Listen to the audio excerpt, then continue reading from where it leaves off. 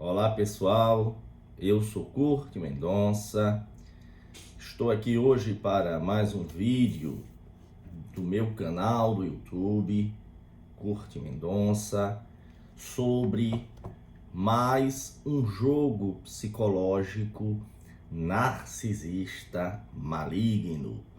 Se você não está inscrito ainda no meu canal, peço que se inscreva para ver outros jogos psicológicos que eu já descrevi aqui neste canal. O jogo da destruição da autoestima, confundir a vítima com ordens e sugestões contraditórias, torturar com o silêncio, o jogo do eu avisei, outros também, o jogo do enlouquecimento. Para ver o vídeo sobre os maiores medos do narcisista, a mão que afaga é a mesma que apedreja. Este canal, Curti Mendonça, no YouTube, já salvou milhares de pessoas do desespero, da prisão e da morte. Eu sou médico, neurocirurgião, neuropsicanalista, processualista civil, especialista no puro mal, o narcisismo maligno, e autor deste livro, Guia de Sobrevivência para Vítimas de Narcisistas Malignos, que há mais de 2 anos tem permanecido em primeiro lugar na Amazon.com.br em suas versões digital e física. O jogo de hoje, o jogo de manipulação, poder e controle sobre o qual eu falarei hoje, é o Triângulo do Drama.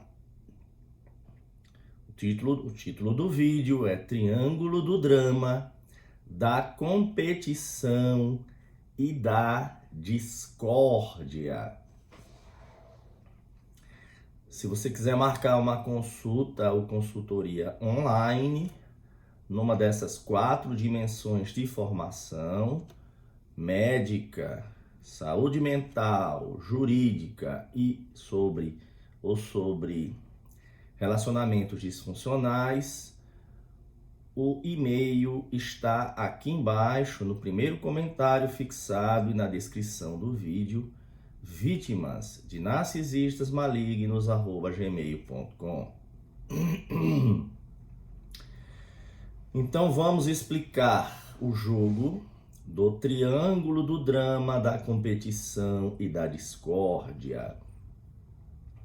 É quando o narcisista usa, dentre as suas técnicas de manipulação, do seu alvo, da sua vítima, aquele que ele pretende manter subjugado, perturbado, confuso, chacoalhado, ele usa um terceiro elemento para que, usando esse terceiro elemento como forma de comparação ou de promover competição ou de promover discórdia, intriga, ele faça aquilo que se chama dividir para conquistar.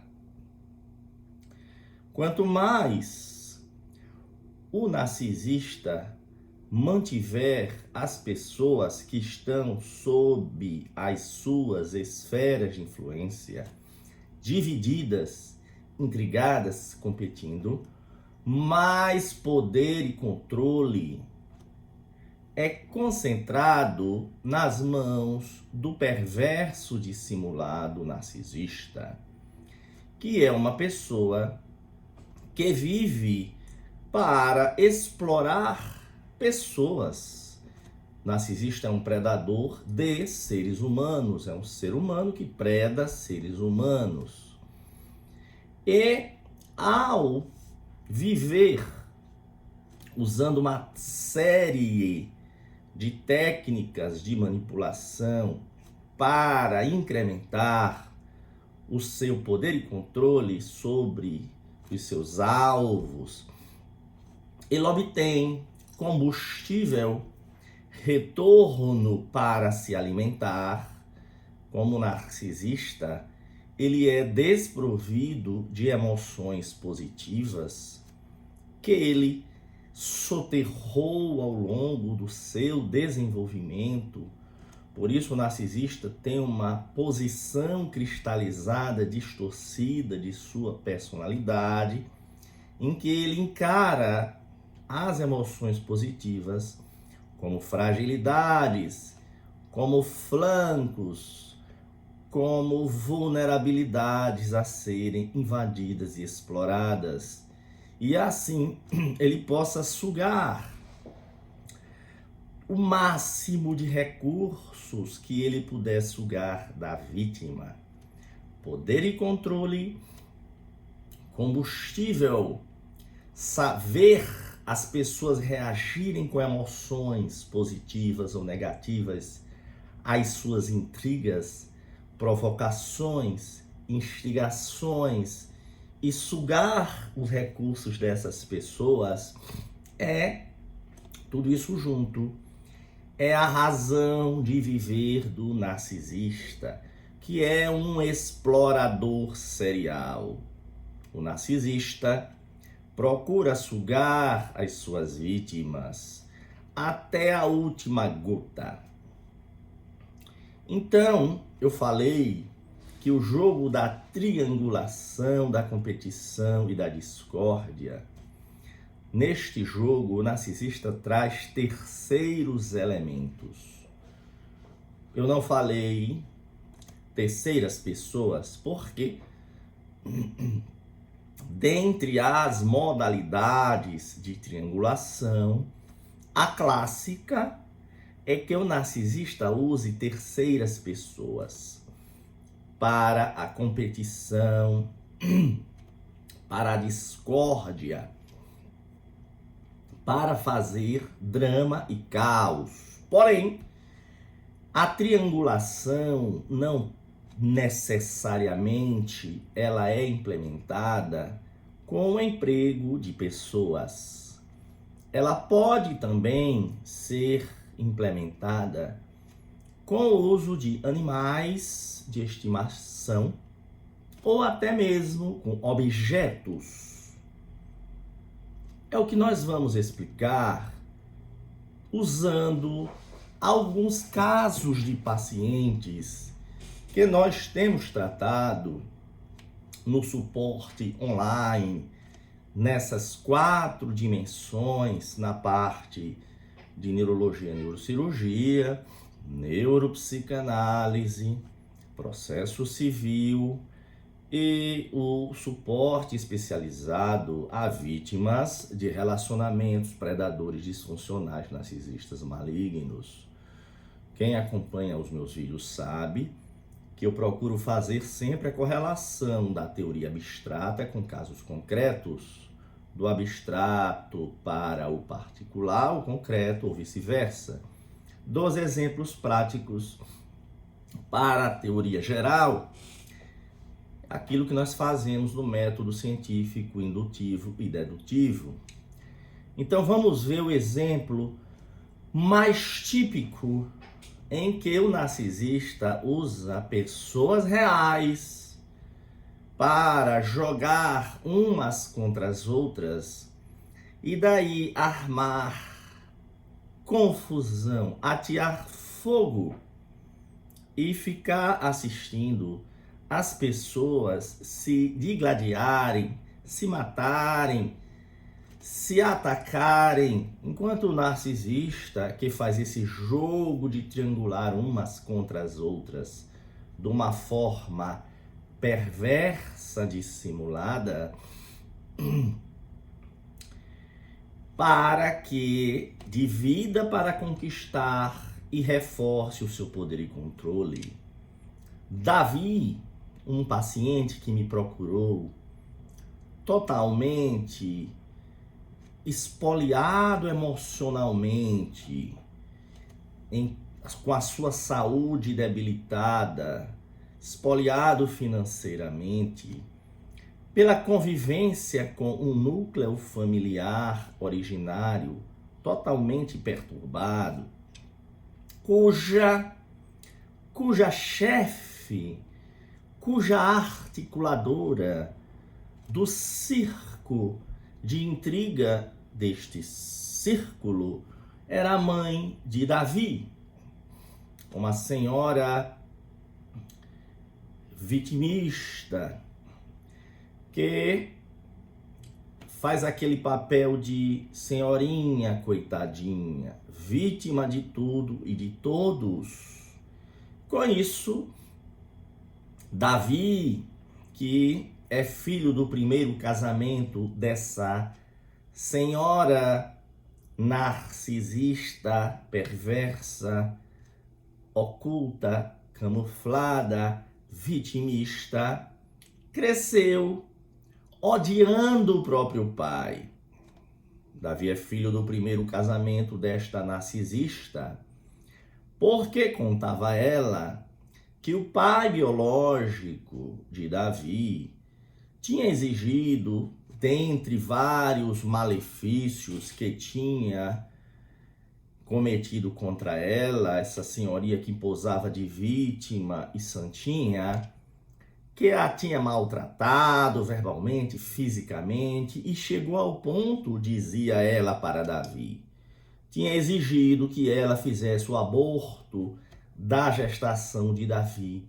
E isso foi a gota d'água para a separação. Já eram anos Davi de sofrimento. Davi cresceu odiando o pai e com pena daquela mãe vítima de uma vida de sofrimento, martírio, exploração. Do segundo casamento dessa mãe narcisista, vitimista, oculta, camuflada, ela contava horrores do padrasto de Davi. Deste segundo casamento, esta mãe narcisista vitimista tinha mais 2 filhos. E esta senhorinha narcisista perversa, camuflada, vitimista, também falava mal a Davi do padrasto, falava mal ao padrasto de Davi, falava mal de Davi para os outros filhos do segundo casamento, falava mal dos filhos do segundo casamento a Davi, falava mal de um filho do segundo casamento para o outro filho do segundo casamento. Resumindo, sempre posando de vítima, de exploradores. E todos competiam pela atenção dessa senhora vitimista, essa sofredora, esta santa na terra, com uma voz suave, mansa. Ela conseguia incutir mentiras absurdas, mas com aquele aspecto sofredor, manipulador, suave, ela conseguia mentir patologicamente com a maior atuação de atriz. E as pessoas acreditavam. Depois de uma série de adoecimentos, de uma série de tentativas de restabelecer a sua saúde, Davi chegou até nós. E nós identificamos que daquele núcleo que se odiava, o pai de Davi, primeiro marido desta senhora, o padrasto de Davi, segundo marido desta senhora, os outros irmãos de Davi do segundo casamento. Conseguimos identificar, e o próprio Davi, todos eram marionetes nas mãos dessa perversa, manipulada de voz mansa. Já dizia um ditado antigo: cuidado, muito cuidado com as pessoas de voz mansa. No caso desta senhora, de voz mansa, aparentemente uma santa em vida. Quando nós fomos atrás do núcleo de adoecimento e da razão de Davi sofrer de hipervigilância, ansiedade, depressão, ódio pelo núcleo familiar, nós vimos que por trás de tudo havia uma mentirosa patológica. Resumindo, este núcleo disfuncional girava em torno de uma manipuladora de voz mansa, camuflada, chantagista emocional, uma narcisista maligna da pior espécie, que ao contrário do narcisista grandioso, ostensivo, age sob um manto angelical de santidade para chantagear e controlar e expropriar recursos inesgotavelmente dos seus alvos. Identificamos durante o nosso tratamento como as histórias que a mãe de Davi contava não batiam com a realidade. Desde a história do sofrimento com o pai biológico de Davi, daí a história de que o pai de Davi tinha exigido que ela abortasse, tudo era mentira. Outras histórias cabeludas que ela contava dos irmãos de Davi, todas eram mentiras. Uma senhora dessa, mentirosa, patológica, mantendo poder e controle sobre o seu núcleo familiar, abastecendo-se das reações emocionais positivas e negativas do seu entorno, e usando este núcleo familiar para suprir recursos até onde não era possível, mas através da manipulação e da chantagem emocional, ela conseguiu por uma vida extrair tudo. Inclusive, este núcleo familiar teve a vida destroçada porque não vivia nenhum deles em função de si, mas em função daquele buraco negro, daquela senhorinha insatisfeita, reclamona, que por mais que eles se dedicassem a ela, eram mais e mais reclamações. Como eu comparo aqui neste livro, dentre as metáforas, como eu comparo, um narcisista maligno é um buraco negro que deforma o seu entorno e suga tudo ao seu redor. É um balde com 1000 furos. Por mais que você tente encher o balde, desce tudo pelo ralo. É uma fita métrica ilimitada. Exige tal coisa, você faz, não é suficiente. Ele estica a fita. Agora quero isso, você faz, estica. Quero isso, você faz, estica, de forma que você nunca bate a meta.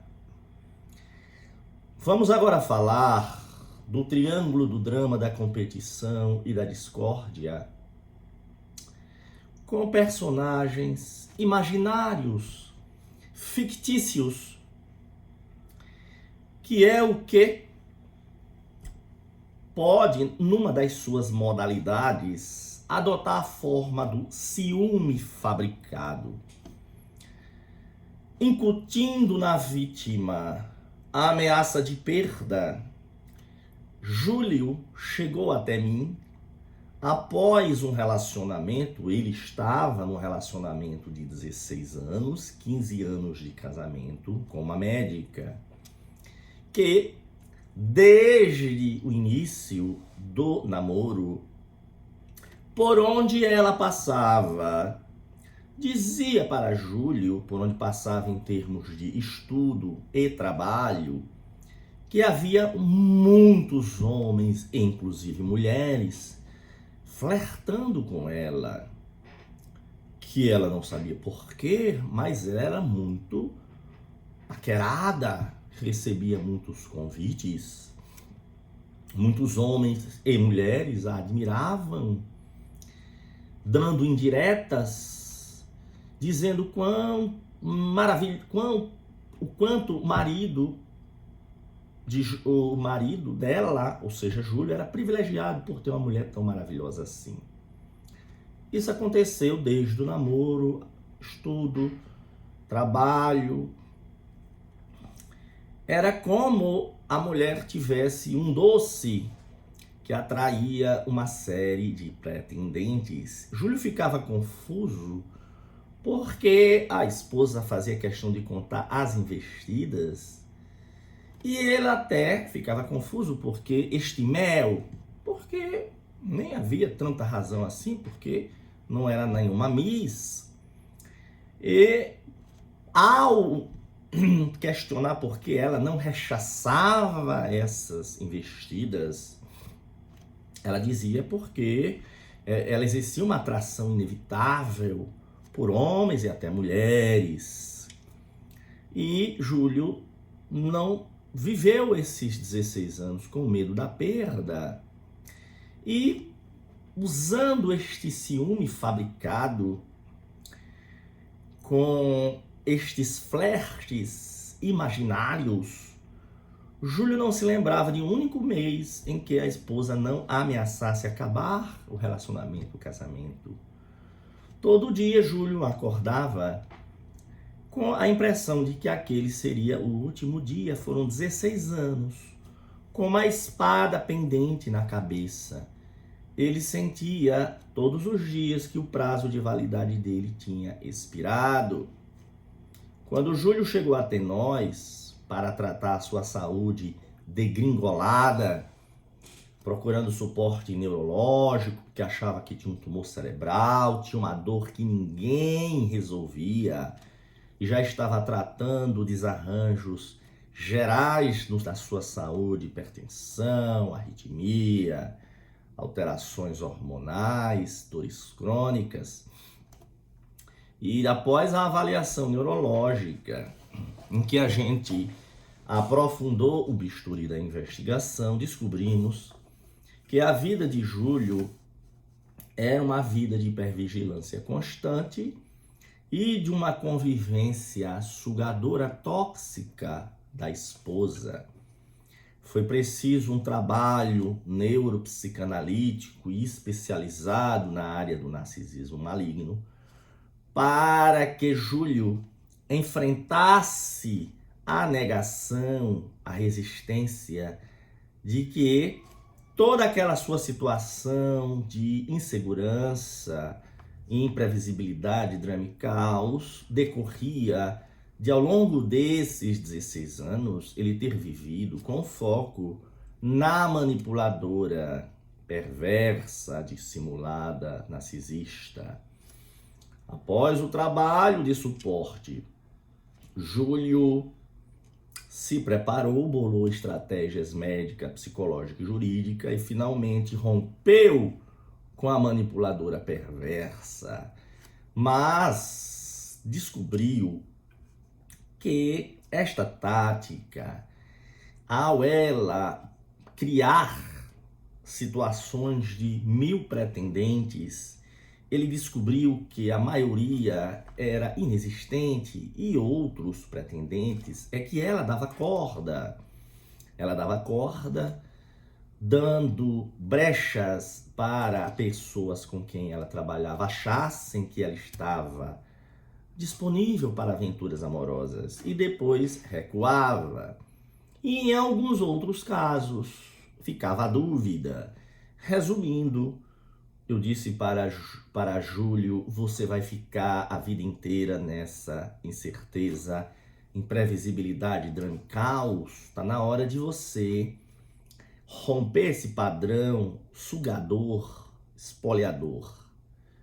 E aí foi que Júlio saiu deste relacionamento e daí recuperou a sua estabilidade emocional, a sua saúde, e finalmente rompeu com esta sensação de que sempre havia a espada pendente sobre a sua cabeça, a espada de Damocles.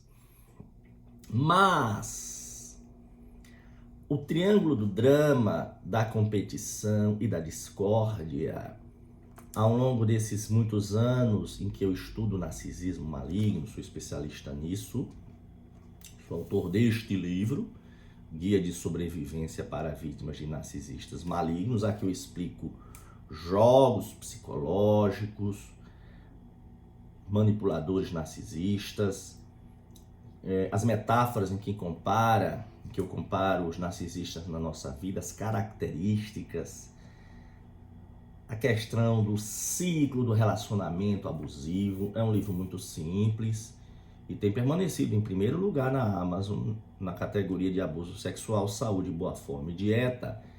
O link da Amazon está aqui embaixo para a compra em suas versões digital e física. Vale a pena, um livro simples, porém com um fundamento científico muito sólido, em que eu quebro vários tabus.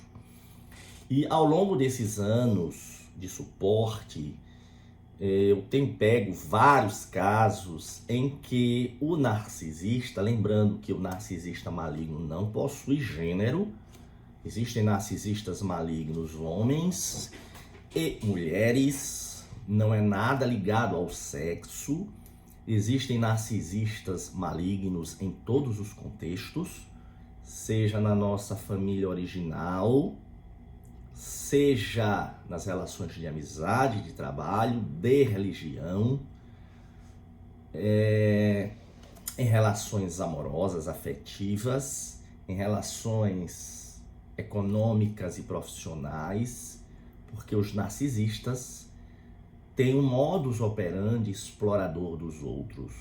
Cerca de 10% das pessoas que vivem entre nós, se pegarmos uma estatística geral, tem esta perversão moral narcisista maligna, mas dependendo do ambiente, da categoria profissional, do ambiente de holofotes ou calotes ou enganação e manipulação, nestes ambientes é óbvio que esses ambientes atraem narcisistas pela questão de poder, o narcisista exercer poder, controle, manipulação e exploração, explorando a credibilidade, a credulidade dos outros. Então, nestes ambientes, esses ambientes servem como limalha de ferro, atraindo o imã para o narcisista maligno. Então, eu tenho percebido que os narcisistas usam como terceiro elemento para brincar com o alvo, para desestabilizar o alvo, para deixar o alvo confuso, com medo, hipervigilante, com a sensação de desvalorização, com a sua autoestima quebrada. O narcisista usa também animais de estimação. Vamos falar da narcisista maligna, Manuela. Manuela sempre possuiu, em média, 3 ou 4 cachorros, que são, ela diz, a razão da vida dela.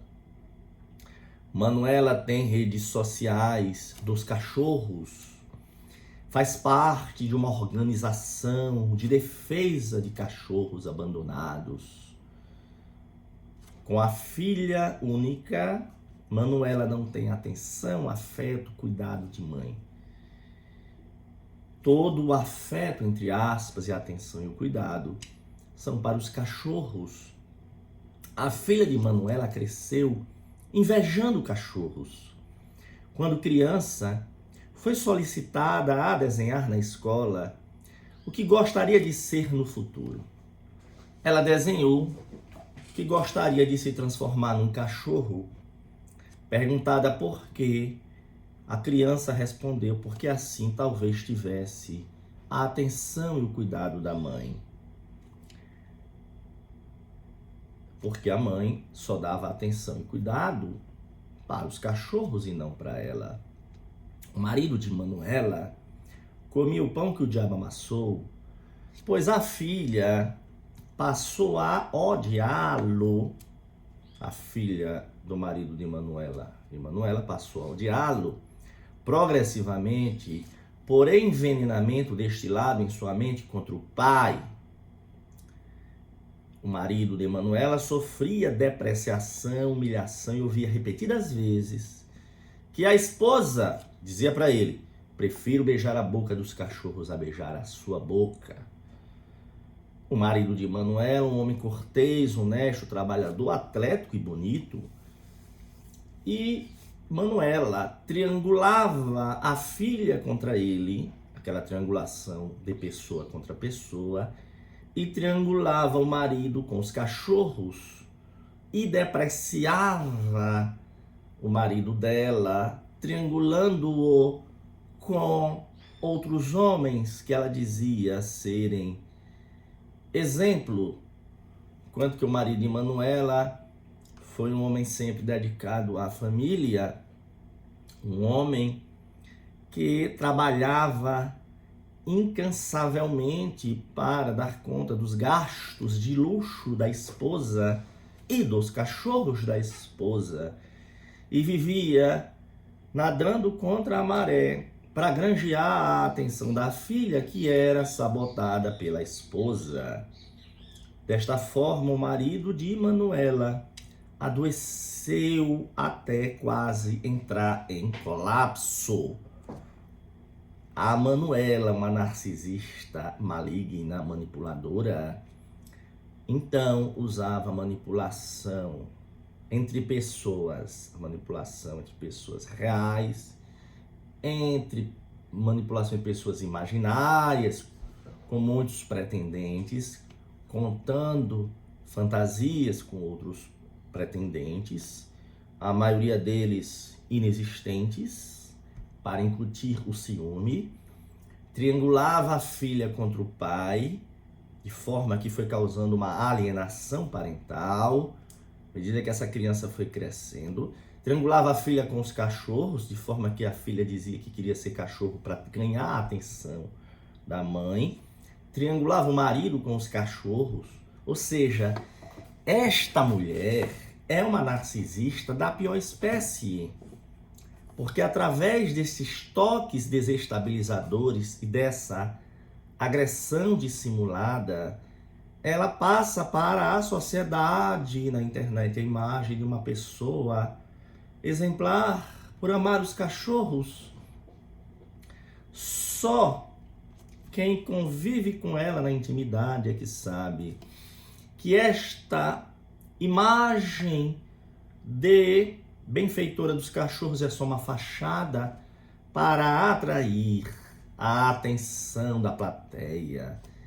Dentro de casa é um demônio disfarçado de ser humano.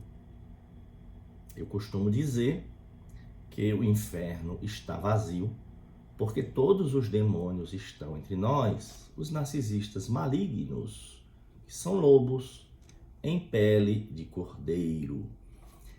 Ainda explicando os tipos, as modalidades do triângulo do drama, da competição e da discórdia, chegamos à modalidade em que o narcisista triangula os seus alvos com objetos. Pode ser qualquer coisa, qualquer tipo de objeto aos quais o narcisista devota uma veneração, ao passo que deprecia, põe em último plano, põe como o fim do fim das prioridades da sua vida, enquanto tem certos objetos, certas coisas, que o narcisista devota dinheiro, cuidado, atenção e exibição. Um dos exemplos, porque o narcisista, ele, como ele é um oco de emoções positivas, ele substitui emoções, afeto, sensações boas, com objetos, com a posse e propriedade de objetos.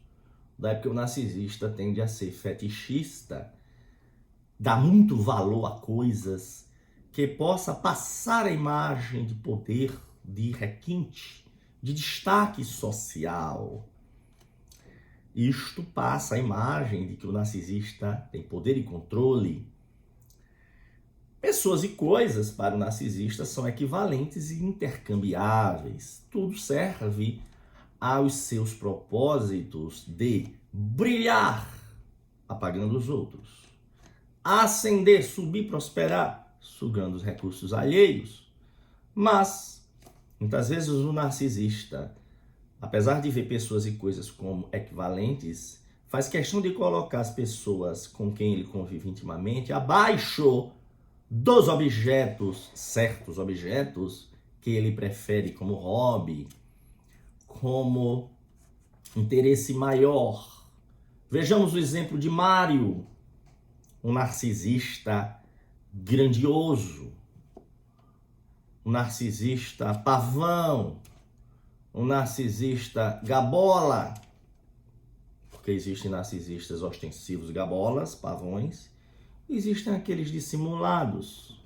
O Mário, um empresário bem-sucedido, conseguiu ficar muito rico através do trabalho próprio, usando da sua faculdade de ver pessoas com objetos e não obedecendo a limites e regras, enquanto outros empresários ascendem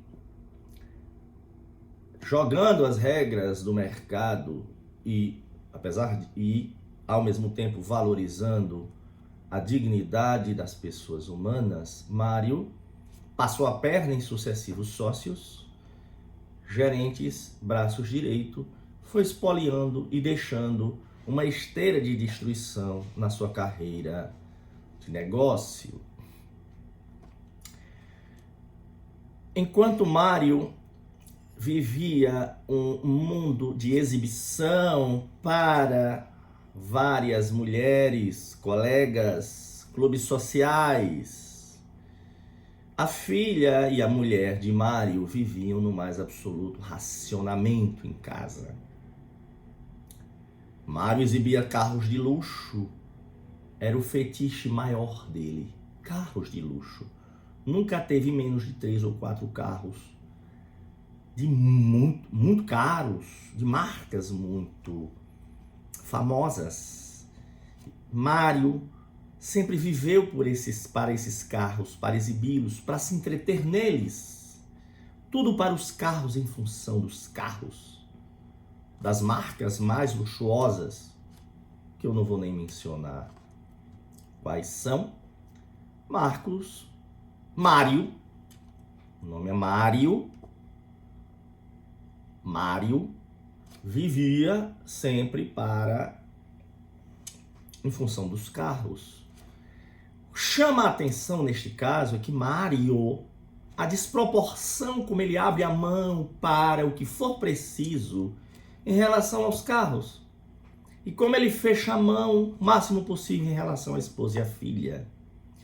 Fica nítido nesta família que na escala hierárquica da mente de Mário, os carros são a nata, a fina flor, e a esposa e a filha são a ralé, estão abaixo na escala hierárquica. E ao a filha e a mulher de Mário terem a ousadia uma vez ou outra de pedir um pouco mais de recursos para si mesmas, Mário sempre usou o martelo da intimidação através da fúria narcísica ou do tratamento de silêncio, dizendo, algumas vezes de forma ostensiva e outras vezes de forma mais subentendida ou dissimulada, de que elas tinham que se colocarem no lugar delas. Que Mário era o dono, o senhor máximo, e que fazia o que quisesse, e elas tinham que se contentar com aquilo que ele lhes fornecia, porque já era uma demonstração do quanto ele era magnânimo por fornecer aquelas migalhas, que para elas eram migalhas de fato, quando nós vemos o quanto de recurso que Mário possui, e a filha e a esposa de Mário mendigando pequenas ninharias para fazer o básico. E Mário, tudo para os carros e outras coisas de ostentação. Para fora, dentro de casa, mão apertada, ou seja, uma total desproporção. Mário triangulava a filha e a mulher com os carros. Então, pessoal, isto é o nosso vídeo Narcisismo, o triângulo do drama, da competição e da discórdia. Chegamos agora na conclusão. Fica aqui o convite para vocês assistirem os outros vídeos do YouTube, Kurt Mendonça. Fica o convite para vocês se inscreverem no Instagram Vítimas de Narcisistas Malignos. Convite para vocês lerem este livro, que realmente foi escrito de forma muito didática. Fica o convite para vocês marcarem uma consulta, caso queiram que eu use o arcabouço teórico e a minha experiência de décadas de medicina para usar o meu conhecimento médico, neurológico, neurocirúrgico, neuropsicanalítico, processual e especialista no puro mal, para explicar a teia macabra em que você foi enredado, para ajudar você a bolar as estratégias médica, psicológica e jurídica, para ajudar você a restabelecer sua saúde e parar de girar chacoalhada pelo mar emocional, você vítima, em que é mantida pelo mundo de caos, confusão, imprevisibilidade do que é conviver com o narcisista. Se quiser marcar para que eu estude o seu caso concreto com fundamento na minha experiência de narcisismo e em todas as áreas, é só passar o e-mail. Mensagem para o e-mail que está aqui embaixo, vítimas de narcisistas malignos @gmail.com. Concluindo, a triangulação, a técnica de manipulação do triângulo do drama, da competição e da discórdia é um selo de certificação do manipulador perverso, dissimulado narcisista. Como existem outras características inerentes ao manual de instruções dos narcisistas. Os narcisistas não são cópias carbono uns dos outros, mas têm o mesmo manual de instruções, o mesmo modus operandi, os mesmos jogos psicológicos. Se você não entender os jogos psicológicos que consistem, que formam o abuso narcisista maligno, você nunca vai poder deixar de jogar os jogos e se blindar do torvelinho que é o narcisista maligno na sua vida.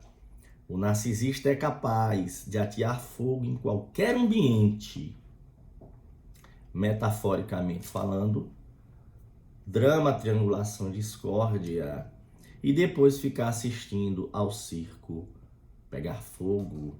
Quem convive na intimidade com o narcisista apaga o incêndio todos os dias.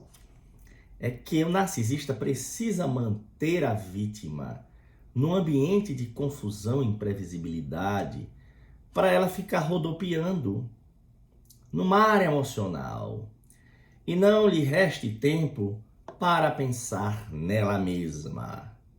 Na nossa metodologia de tratamento, na nossa técnica, nós tiramos a pessoa do mar emocional, blindamos a pessoa dos jogos psicológicos e restabelecemos o seu equilíbrio físico, psicoemocional através da terapia combinada, a nossa técnica da terapia da fala, uma técnica que nós criamos, uma técnica criada por mim, aqui eu uso, apesar de eu ter uma formação em psicanálise clássica, em neuropsicanálise, fazendo a ponte da psicanálise clássica com a neurociência moderna.